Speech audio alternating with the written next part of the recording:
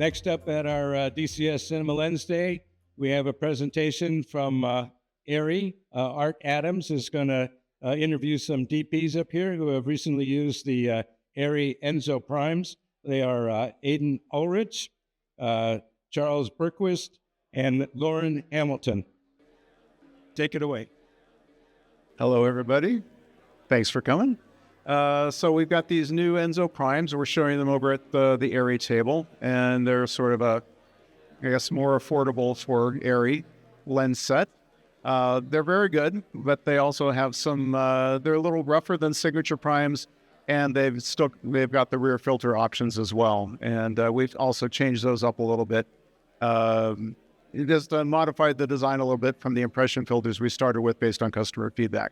But I have these three gentlemen here who have actually shot with them. So I'm going to show you some videos, and then we're going to talk a little bit about the look and your impressions. Who wants to go first? Aiden's going first. All right. I love how you're always like, let's go big. Let's go big. Oh, yes. Miss Rochelle has literally been in my life since I was a child because you did my mom's hair for her wedding. Yeah, your mom was one of my first clients actually when I started doing hair. I know a lot of other hairstylists try to put me in a box, but you never did that. In this industry, it's very hard to find someone who knows how to work my hair texture. Having Miss Rochelle on set is like having a friend and an advocate for what is best for the health of my hair. You know, I'm gonna always have your back. So when they tell us that we have to do one thing, you know, I'm like, Then we can push the line. maybe let's see how far we can go. Your hair has come so far. You know, anytime I'm able to work on your hair, I know we're gonna do something different, something creative, and something fun. All my curls looking Popping. period. I'm so grateful for you trusting me with your hair and giving me the opportunity to take this journey with you. Very nice. So I could tell that you use the positive filters on there just from looking out the window. Can you talk a little bit about that? And also I should point out that Loren Hamilton was the operator on that? Steadicam operator. Steadicam operator. Yeah, I was the DP on that project, and Loren and I worked together on everything, but he's a Steadicam operator and Trinity operator. But yeah, I got to test out the Ensō primes for this project, and for this too is, it was kind of a lighter, more sort of softer dock approach to more traditional kind of like beauty hair spot. So for me, the Ensōs kind of really stood out for that. I shoot a lot with master primes or the signature primes as well, and signatures maybe would have felt a little too polished for this, and we really wanted kind of like a softer, more intimate approach, and pairing the Ensōs and using a lot of the rear diopters for that to kind of like bloom, kind of have a heavier fall off, really sort of helped with this kind of intimate dock style approach where, maybe a different lens would have felt a little too commercial, would have felt a little too polished, where it was able to really treat the lens. And for me, the rear diopters too, like they don't feel like I'm just filtering or adding diffusion or, just kind of affecting the image. They kind of feel more like you're adding another element to the lens. Like they feel more organic. It feels like it's part of the ecosystem of the lens instead of just, you're adding a treatment to it. Yeah, I totally agree. Also, just the size of the housing compared to, say, like signature primes is really important because this was day one of the 2-day shoot. And day one was the smallest location. I feel like it was in like a bathroom that there was like no room to move. For like a Steadicam, it was pretty insane, honestly. So being able to have a lens that was significantly shorter was actually pretty important. That, and then also just like what you're saying, the rear diopters are really where these lenses shine, in my opinion. And they're stronger than the signature prime impression filters. And I feel like with that, they're just beautiful. They're like, the fall off, the bokeh swirl, everything is just gorgeous with these. And yeah, that's probably one of my favorite parts, is using the really strong impression filters with these. So yeah, it was nice to really sort of incorporate a language with the impression filters too. For, it's like, okay, all of our close-ups, we're using the 350p, and really sort of developing this language and rhythm with the rear diopters, and switching between like the positives and the negative diopters, and especially Loren touched on the confined space. I mean, we were in a bathroom for the majority of this spot, and if I were to do this spot on signature primes and then throw a matte box, with a +3 diopter and backwards to try and get the same look as I was getting with, an Ensō prime with a 350p on the rear element. That gives us an extra foot of moving around, really. And that is another thing. Like, the close focus on signature primes is great, but with the stronger filters with these lenses, you can get definitely definitely closer, which is awesome. And yeah, and it just creates a whole different look that I've I was really impressed by. So Cool. Yeah, there's a tabletop guy in New York who's across from our New York office. He's got a studio there, and he just loves these things. He keeps calling me up and saying, "Hey, can I borrow them again?" And I keep shipping them from Burbank to New York back and forth.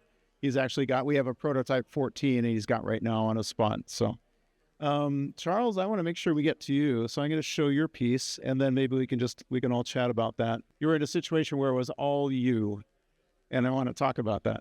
Yeah, so my project was that I'll show is just me on an easy rig chasing an actor around, shooting with a photographer. So I feel like it was the right application for these lenses. And the whole time I wanted to kind of just take the look as far as I could with the Ensōs. So I had the 350p that I just kept swapping from lens to lens to lens. And I also got to use the 14 mil, which was my favorite, with the 350p back, which was really cool. Yeah, the shot with the golf club that you'll see on the golf course was the 14 with the 350p, which is the strongest filter. Things. Yes, so my piece was all shot open gate, mini LS, and Aiden's, I believe, was Super 35, A35. Yeah.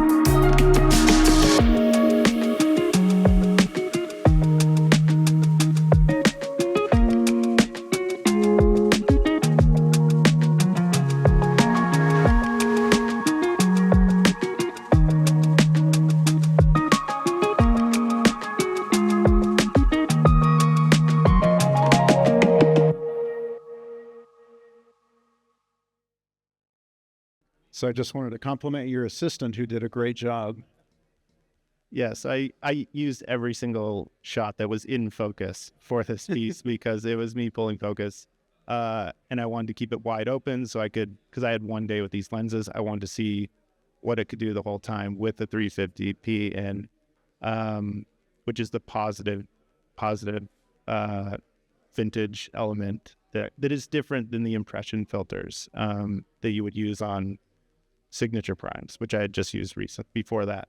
So yeah, I mean, working with them was pretty easy, pretty lightweight, very similar to the weight of a signature prime, but just much smaller, much more compact.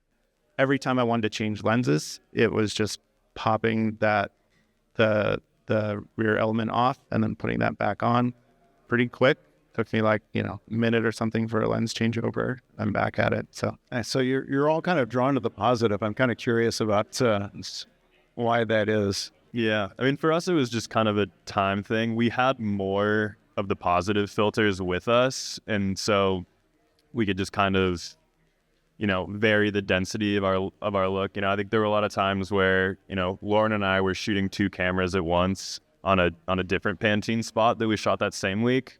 But, I would be on like a 30-35 using a 350p, and then, he would be on the 75 using one of the 200 density positives. So just, using both of them at the same time to kind of try and match the look and fall off if, one's wider, one's tighter, to kind of sort of simulate the same sort of fall off and effect on them. So we were using them both in conjunction, and I think that was nice for us. We also didn't really have time. I know it's been some of the moving forward in some of the updates, the high five will speak with the rear diopters, but we chose not to use the ends, like the negative diopters, because we would have needed a shim on set too.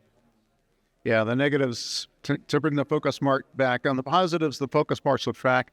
The negatives do require a shim if you want the focus marks on the lens to work. There'll be an update for the Alexa 35 mid-December, where with the high five, you can put the negative optic on, and the marks on the lens will be whacked because you won't if you don't shim, but you'll have a stronger effect, and then the high five, the focus scale will compensate.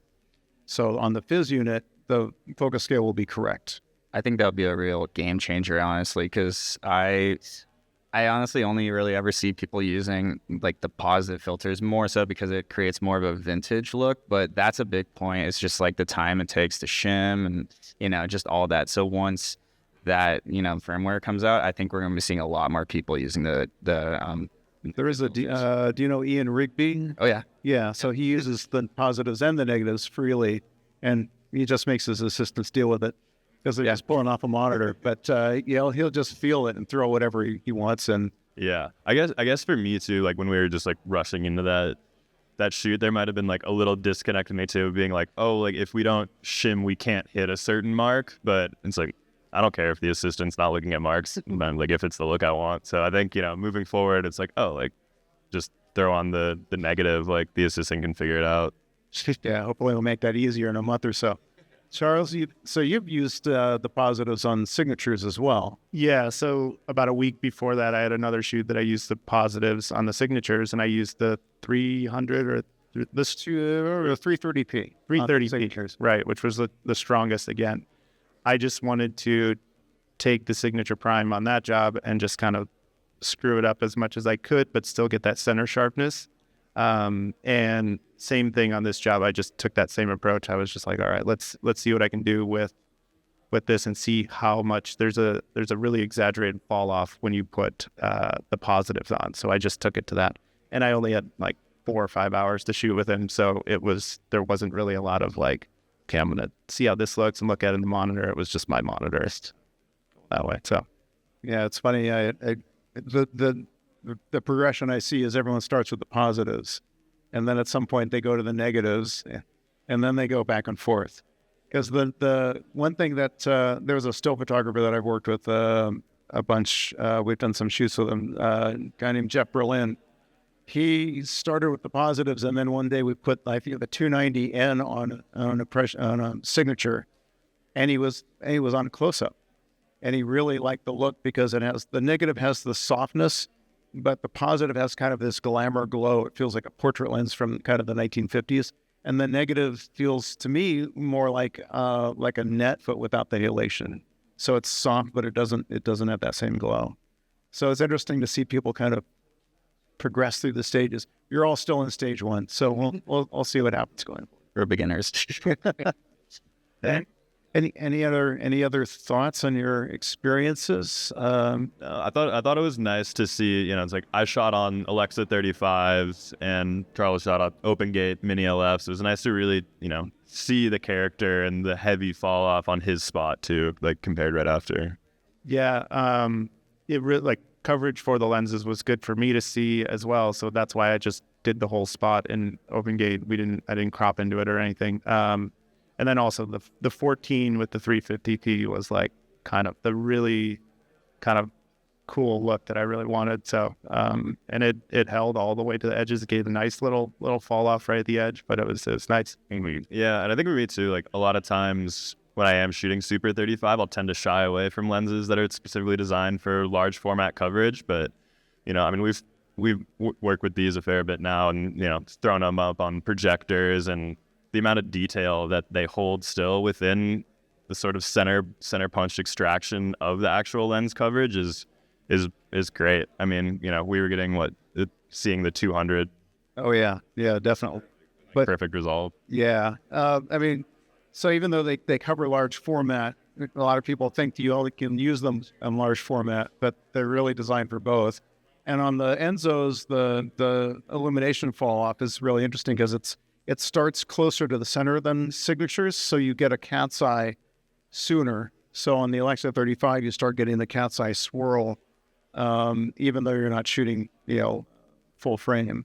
And that was something that was intentional because that cat's eye shape is something that you can affect very strongly with the filter. And so you see the effect even in Super 35. Yeah, a lot of times too, it's like if you are shooting Super 35 with, a lens that covers full frame, you're maybe not necessarily feeling the characteristics of that lens as you might want to, but that's where using like the diopters and the rear diopters really kind of help make those Ensōs stand out to me too. Is like, oh, I'm not just viewing it as a large format lens. Like this is the lens. This is like the Ensō character, and it reads and translates in both Super 35 and large format without sacrificing like a resolve from it. Yeah, there's an interesting thing that I've seen happen with impression filters where if they're on a Mini LF, I feel the what's going on at the outside of the frame more strongly, but on an Alexa 35, I feel more about the softness. I feel the softness or sharpness more in the center. And I think the Ensō design is more consistent, I think. But I'm being told we need to wrap it up. But just wanted to say thanks very much for coming along and talking with us and giving your impressions of the lenses. And thanks for coming and listening.